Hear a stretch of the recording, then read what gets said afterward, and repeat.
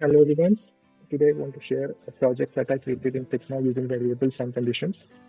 Now, we are in Figma and here you can see the login page that I created, and I have used variables and conditions in email and password.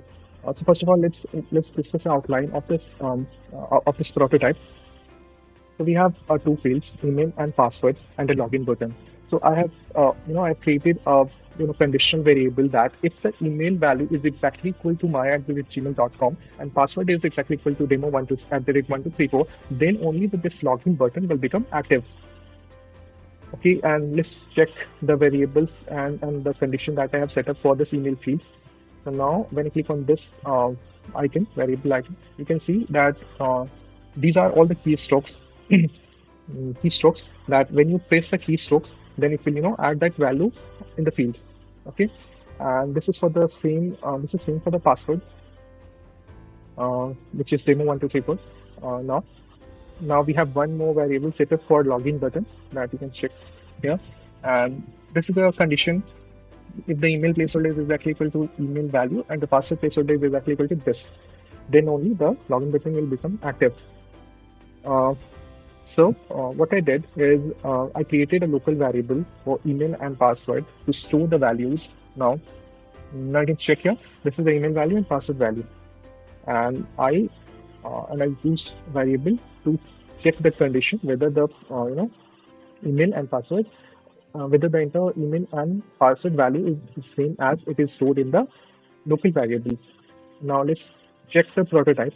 Now I'm clicking on start, and here's the email field, and this is the overall object. When I click on it, let's type in one pointer you need to keep in your mind is that uh, when you uh, when you already press a certain keystroke, a particular keystroke like in now A, suppose any characters you already pressed, added.